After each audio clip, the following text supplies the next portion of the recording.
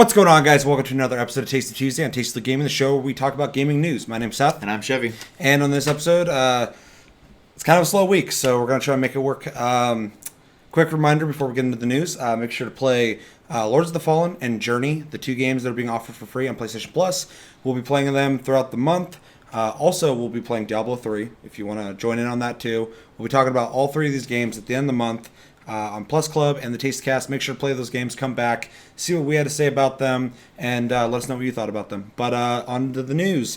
For Sega's 25th anniversary, or Sonic's 25th anniversary, Sega has released and showed off at PAX Sonic Mania. Sonic Mania is a collection of Sonic 1, 2, 3, Sonic and Knuckles, Sonic CD, and I think one other. Rendered in HD on all consoles, and also has new levels designed in the original art style. It will offer elements of Sonic and Knuckles all the way back into the original Sonic. And so far, people from IGN who have played it are having a blast with it. They thought it was really cool, and it feels like Sonic. What do you think about Sega not necessarily saving themselves, but making something with Sonic that's not a complete piece of shit? Well, it's funny because I did hear that people were playing it and enjoying it. I didn't actually know the details of what it was. Mm-hmm. I'm actually personally interested in buying this, to be honest. Me too. We literally grew up with those games. Yep. So these are, for the record, so you guys know, these are like all my favorite Sonic games. Yeah. I feel like they're everybody's favorite Sonic games, but like I have an affinity for them because we grew up with Sega Genesis and a regular Nintendo for a while, and played the shit out of Sonic 1, 2, 3, Sega CD, or Sonic CD, Sonic Knuckles. So I mean, these are literally all the games that we played as kids. Oh yeah. Plus they've, like I said, that was our Mario. So, exactly. Yeah. And they've added levels. One they talked about was it's called like Movieopolis or Cineopolis or something like that. It's like a movie studio, but it's all done in the original art style, so it looks like the original game. Well, that'd be interesting. You've seen a couple other companies do this too, like the guys who remastered it and redid the Baldur's Gate and Icewind Dale games now, and then you also have the new news of the Duke Nukem anniversary version as well. Yeah, which is supposed to have new levels as well. So it's kind of good you mentioned that because we could have covered that, but I mean that's coming out. That's really interesting. And actually, I guess it plays really well and it translates. It's supposed to be in true 3D as well. Yeah. But yeah, overall, you think it sounds pretty cool? Yeah, I actually like when companies do these little like fan servicey projects, as long as they're not too expensive. Obviously, I don't imagine they take a ridiculous amount of work, like a whole team or anything. Not that they don't take work. But, you know, we all have nostalgia over old games, and to be able to play that exact same experience but with nice, crisp, updated graphics, that's just a nice bonus. Yeah. I'm on the same page. As soon as I read about this, at first I was like, oh god, here we go. And then I read it, I'm like, that's kind of cool. Like, normally, like, if it was like a Sega collection, I wouldn't care unless I had like a shitload of games. But that it's all like my favorite Sonics. Definitely, if it's fairly priced, I'll pick it up. I also like the idea of them making new levels. That just adds more content to the game. If they're not that great, at least I still have the core games that I enjoyed. I like the idea of integrating Sonic and Knuckles stuff with the first game, because you could already do it in 2 and 3 anyway. Yeah. But yeah, overall, like I said, if it's fairly priced, I think I'll be picking this up. I think it's really cool. Doesn't make me, trust or believe in Sega just yet, but at least they're doing one thing. Sure. Right, so you got to give them credit. On to our second bit of news. Speaking of the classic companies and nostalgia, it's rumored that the Nintendo NX, Nintendo's newest console, will be using cartridges, harkening back to N64 and before that. We don't know exactly what these will be shaped like, how big they'll be, whatever, but they're apparently not going to be discs, and they're going back to plastic. What do you think about them going back to this almost archaic technology? We've kind of discussed it before, once before, and this is getting brought back up because another source got this info as well. So, but I like the medium in which they're going to use. though I do think is marketing, is kind of irrelevant. I feel like I've said this before, but things are going digital, right? Definitely. And as long as the cost of the physical medium doesn't vary, it shouldn't really matter what they're really giving it to you on. I think at the end of the day, the only thing that sucks is it doesn't have a disk drive to watch like movies and stuff on. But Nintendo's never really been on board with multimedia machines. Yeah. So. In a prior conversation we've had about this, Josh did not seem too impressed with it. No. And I understand some of his concerns. One thing, though, that I find interesting that I thought about was back when the 64 came out, it had limited space on a cartridge versus a disc, yeah. I don't think nowadays that's an issue, considering we have micro SD cards with like 125 gigs on it. Right. So I don't think this is an issue anymore. It is something I thought about for a split second. I'm like, oh, well, that doesn't matter anymore. So yeah, that's literally them doing this. As long as it's cost effective for them, it doesn't really hold them back. Well, I know me and Chris are kind of hopeful as well for them, because this mix between a mobile and a home system, and it's going to be cartridge based. We're kind of hopeful that the cartridge size might be the 3DS size. It doesn't necessarily have to be the same cartridges, but if it's the same size and maybe let you play your 3DS games on your TV, that would be absolutely amazing. Well, that would absolutely seal the deal for me if you could do that. That way they don't have to make console versions of the games. Just throw it on there, have some kind of emulation on there, make it work.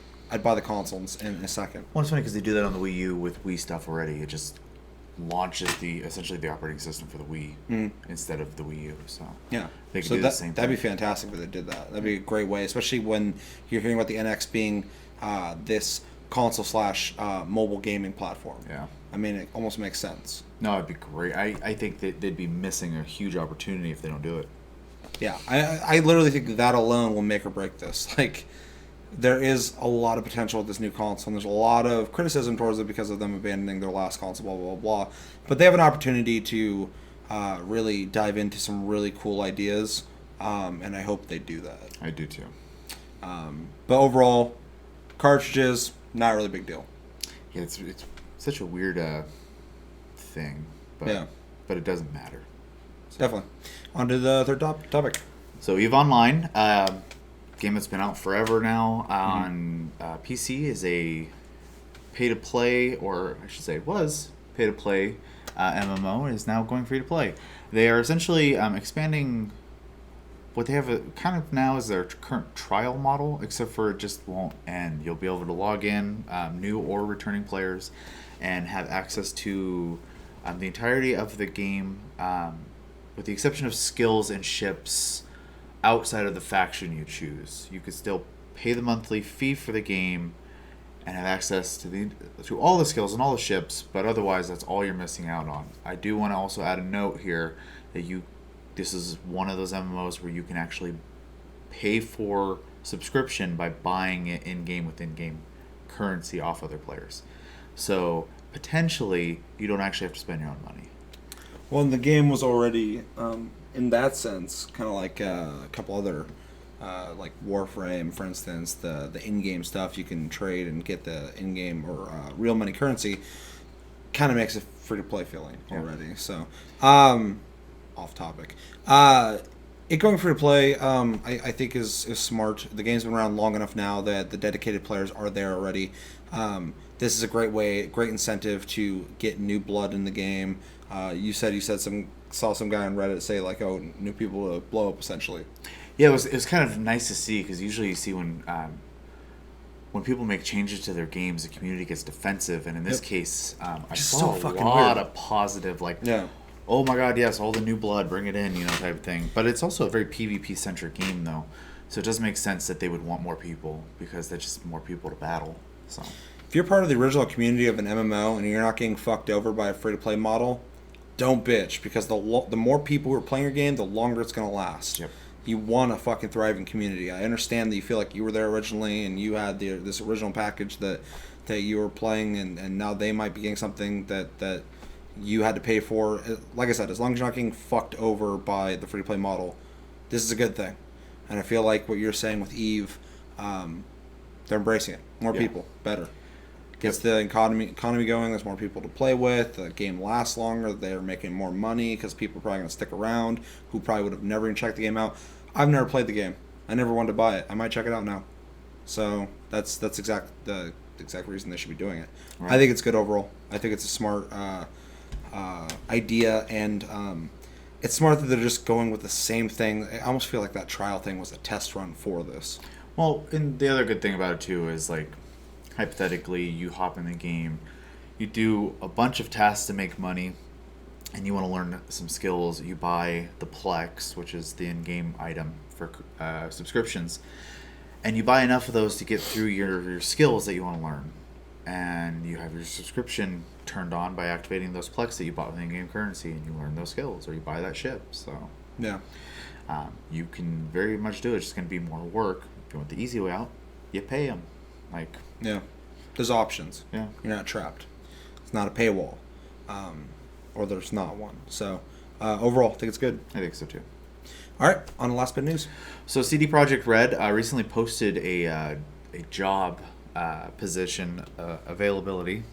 Totally botched sentence there. Sorry. They are looking for someone who specializes in vehicle controls, both driving and flying, and combat for vehicles, for Cyberpunk 2077? 2077. Yeah. What do you think about the CD Projekt Red? You know, obviously we've talked about this before. We're excited, obviously, for Cyberpunk to come out. Definitely. How do you feel about them actually implementing vehicles into the game? When I first heard about this, I was like, "What? That's cool, I guess." But think about it more thoroughly. This is huge. This is really big news. This tells us more about the scope of the game, the grand scape of it. We already knew this is going to be a game where you make your own character, you customize your own character, you set your stats and skills, and then you're supposed to be able to play in this open world. And if it's anything like Witcher 3, it's going to be fucking awesome. It's probably going to be even better. Now there's vehicles and flying vehicles. This only tells me that the world's big enough for that. Huge, yeah. Even if you can't upgrade them, that's fine. Just knowing that alone just tells me this game's going to be bigger and better than I already thought it was going to be. I didn't expect that. This is added content. Awesome. Yeah, and I really hope that they continue to add other types of almost like side things to do for Cyberpunk, because it's one of the beauties of the pen and paper games is that you can just kind of do things.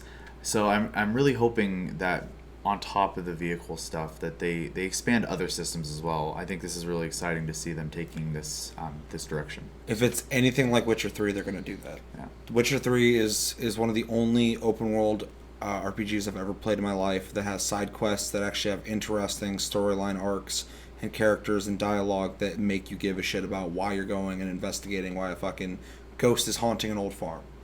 Like, it's not like Elder Scrolls where it's like, go kill that fucking thing. You go over there and kill it. Like, you actually, like, they're these deep, invested side quests that I feel are just fantastic and intriguing and fun to play.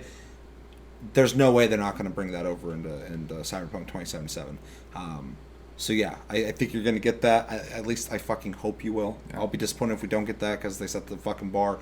Just like Naughty Dog with their games, high. They can only go higher, hopefully. But yeah, vehicles, awesome. Game's going to be huge. They're taking their time. So that's good. Any last thoughts on that? Nope. Just other than take your time and if it takes you another 5 years to make this game, I'm okay with it as long as it's great. So definitely. Well, that's going to do it for this episode of Taste Tuesday on Taste League Gaming. As always, thank you for watching. Make sure to check us out on Tumblr and Twitter. Taste League Gaming, check us out on Twitch, Sleep Division. Make sure to like and subscribe if you enjoyed this episode. And, yeah, my name's Seth. And I'm Chevy. And until the next episode, which should be Wednesday or Thursday, take it easy, guys.